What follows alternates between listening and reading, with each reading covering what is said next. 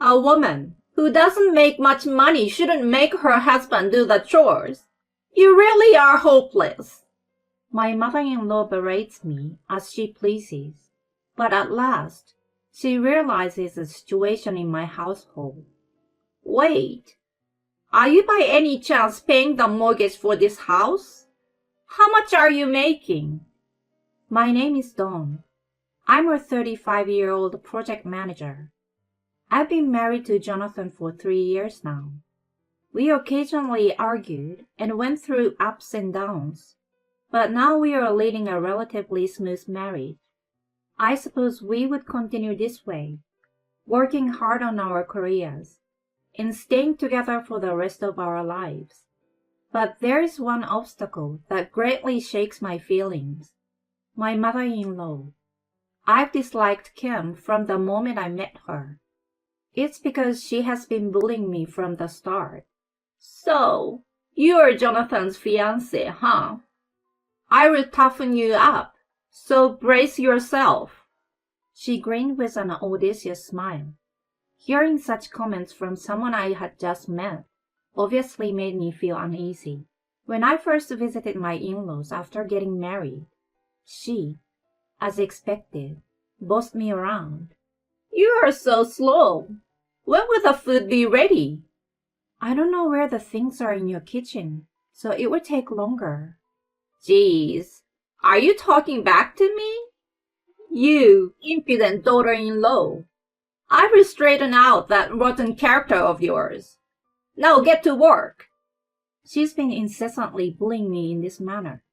I stopped wanting to visit my in-laws long ago, but Jonathan insists that I at least attend family gatherings.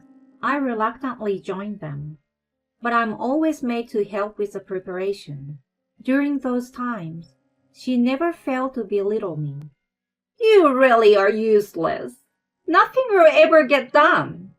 You have no merits at all. Why did Jonathan fall for someone like you? I don't mind if you guys end up divorced anytime. During such moments, when we are alone, she relentlessly pains me.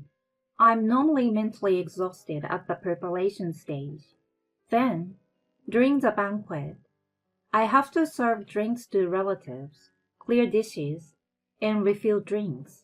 There's no time for me to take a breath. This is why I genuinely detest family gatherings. Moreover, Jonathan never pays attention and checks on me. He enjoys eating and drinking as he pleases, and often ends up falling asleep, so he doesn't even notice what I'm enduring. The last time we were at the gathering, I was treated so badly that I vented to him after we got home. I can't take it anymore. I will never go to your family gatherings. He looked stern and got angry. What are you saying? You're my wife. Attending these things is your obligation, you know. Are you serious? If you're really like that, divorce may be the only option. What, divorce? Don't you dare mention it so lightly. Of course I don't. You have no clue how much I'm suffering from your mother's bullying. You never pay any attention. I do know what goes on. Look who's talking. If so, you must have seen her picking on me. You don't pay attention to your surroundings. Instead, you just focus on food and then sleep. He fell silent, as if I had struck a chord. We often clash over family matters like this. After that, he finally gave in and never asked me to join the gatherings anymore.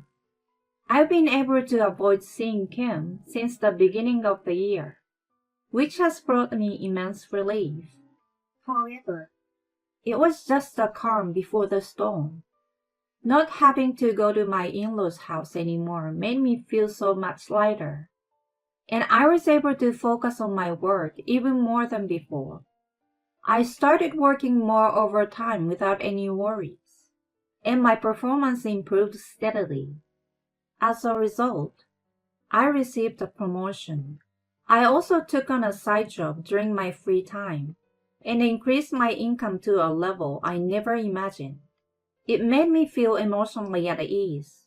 With substantial savings, I felt capable of handling any potential troubles.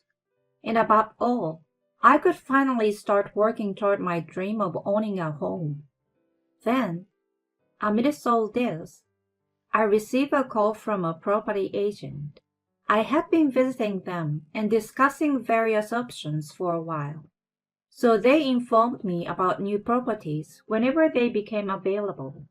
The one recommended turned out to be excellent. It almost perfectly matched the criteria I had in mind, and the location was ideal. I thought I might as well purchase a ready-made house without needing to involve a construction company. After discussing it with Jonathan, we made the decision to put our offer. Soon after, we moved into our new home. The rooms were spacious, and since it was brand new, everything was pristine. Both the exterior and interior were stylish, and just looking at it filled me with excitement. When I started unpacking, I realized that the furniture and appliances went exactly as I had imagined, confirming that my choice was spot on. Once we began our life in the new house, it was incredibly comfortable and truly fantastic. Jonathan was satisfied too, and both of us were so cheerful that our lively conversations never ceased. Our marriage seems to improve significantly, and I felt wonderful every day. I truly believe that choosing that house was the right decision. Aside from that, buying a new home meant that we had to invite each other's family over at least once. While Jonathan and I were finally building a good relationship, I couldn't refuse Kim's visit, so my parents-in-law came over promptly. Wow, this is such a fantastic home. You've worked hard, Jonathan. Living in such a splendid house is amazing. Kim was extremely excited. However, it felt like Jonathan was giving off the impression that he had bought the house, which bothered me a little. Then my father-in-law David stepped in. Don works as well, so it's not just his effort. They are both working, so they contributed equally to this house. I was delighted that he acknowledged my effort. Kim was rolling her eyes after being corrected by him. Surprisingly, Jonathan also seemed discontented, which disturbed my feelings. I was the one who bought the house in my name. In reality, I had a higher income than him. It seemed he had never told his parents about it. He was surprisingly proud, so that was a possibility. It didn't really matter to me if Kim misunderstood the situation, as I assumed I wouldn't be dealing with her so often. I shifted my focus and entertained my in-laws. They seemed very satisfied when they left. That was supposed to be the end of it. From then on, I was planning to refuse if Kim wanted to come over. And sure enough, she tried soon after. Moreover, she was planning to come along. Since Jonathan was ready to accept it without question, I had to step in. Hey, honey, have you forgotten our agreement? I've said that I will only have minimal contact with your mother. I was lenient when she visited for the first time, but from now on, she needs to get my permission. Besides, I will never allow her to come alone.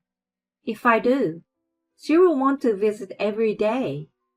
I'm sure she would like to spend some time in the new home with us.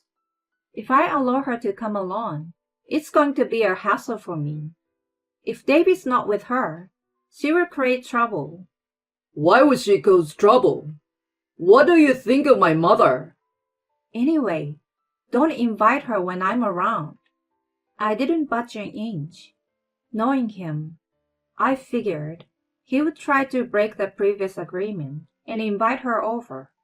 He reluctantly accepted my demand and promised not to do it. I thought it might have strained our relationship, but surprisingly, He continued to treat me normally afterward.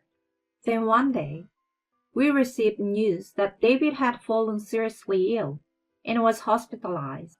We rushed there and saw David lying on the bed, hooked on a machine. Kim explained the situation in distress. He suddenly collapsed at home. I called an ambulance, and luckily they managed to treat him just in time. If it had been a bit later, who knows what would have happened to him? We were both shaken after hearing that. It had been a close call. We were relieved that he had survived. A little while later, he finally woke up. Surprisingly, he seems to be better than I expected and showed a healthy complexion. I'm sorry for causing everyone so much worry. How are you feeling, David? Dad, don't push yourself hard, you know. Yeah, you are right. I may have been too hard on myself without taking a break until now. It looks like I will be here for a while, so I will take this opportunity to take it easy. He was an incredibly diligent person who often strained himself. Even as he got older, he continued like that, so his body must have finally reached its limit. After that, I visited him in the hospital as often as I could. Since I went after work, I didn't bump into Kim, and I had plenty of opportunities to talk with him. During that time, something unexpected happened. I was away on a business trip for 5 days. When I returned, I heard Kim's voice inside the house. I was annoyed by her unpermitted presence as I headed to the living room. There, she was lying on the sofa, looking cozy as if it were her own home. Oh, you're back. Jonathan looked at me as I entered the room.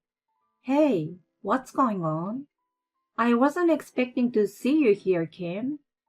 I glanced briefly at her. She turned to look at me and said, Well, I live here now, you know. What do you mean? You're such a dimwit. I moved in for the time being. We decided to live together until David came back. You're kidding, right? I felt dizzy and nearly fainted. Jonathan had taken advantage of my absence to bring her belongings into our home. Somehow, one of the rooms had become filled with her things. I don't recall ever agreeing to live together. When I insisted, she glared at me. I didn't ask for your permission. I'm in a difficult situation without David around, and I need help. Right. That's why she turned to me. Honey, try to be a bit more mature. It's not about agreeing or disagreeing. We're a family, and we should support each other. He nodded in self-satisfaction after making those seemingly reasonable comments.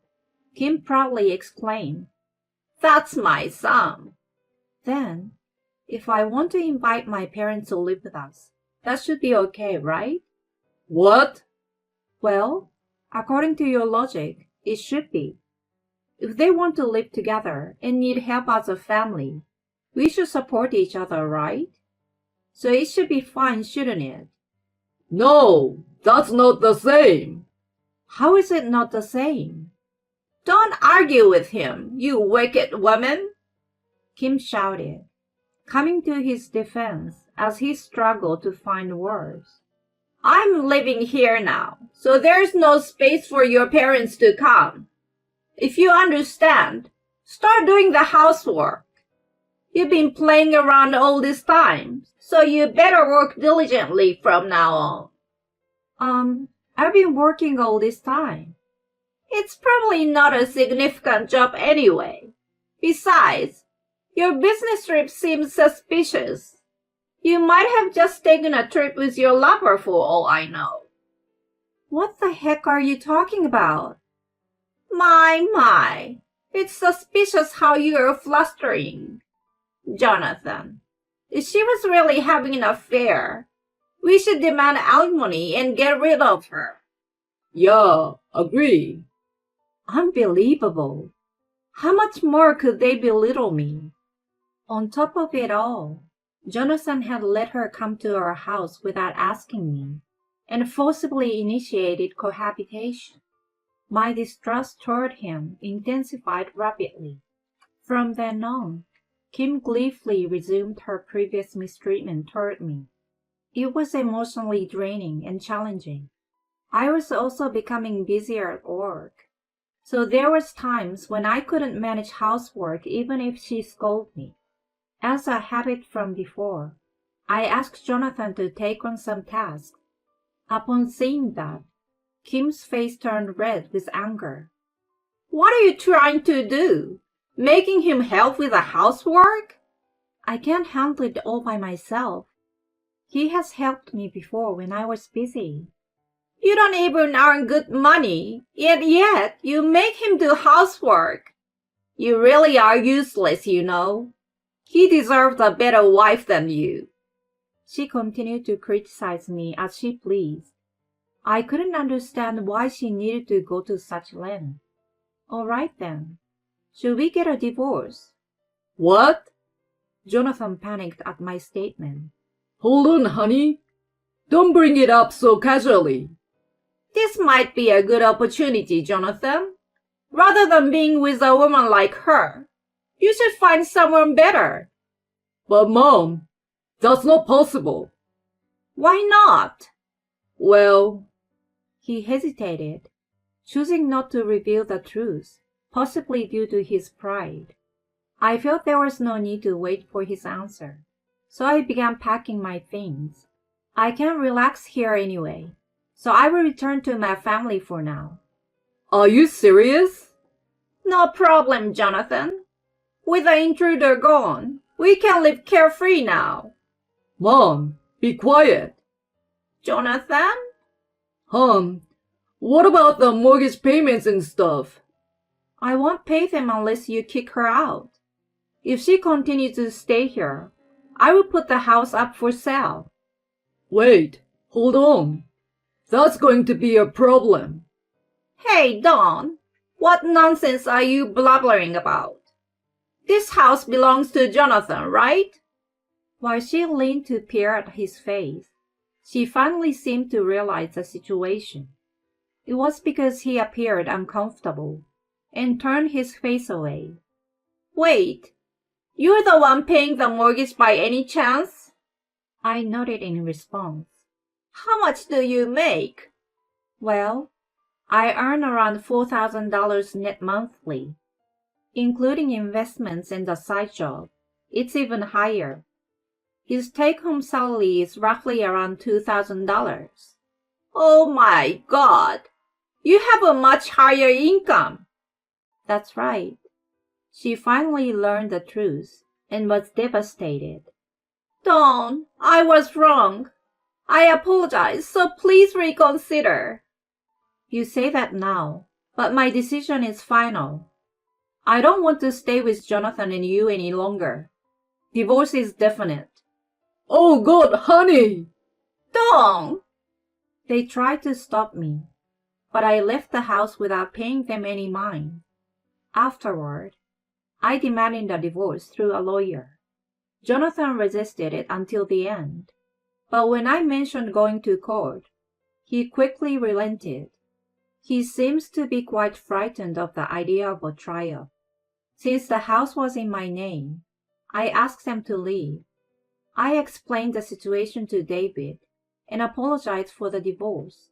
He, in turn, apologized for the trouble his son and wife had caused, calling them foolish. He also decided to divorce Kim. He had grown tired of her unruly behavior and wanted nothing more to do with her. My ousted ex-mother-in-law ended up moving in with Jonathan, becoming a sort of parasite. However, without an affluent lifestyle they were used to, they became frustrated and started quarreling daily. On the other hand, I invited my parents to live with me in the house.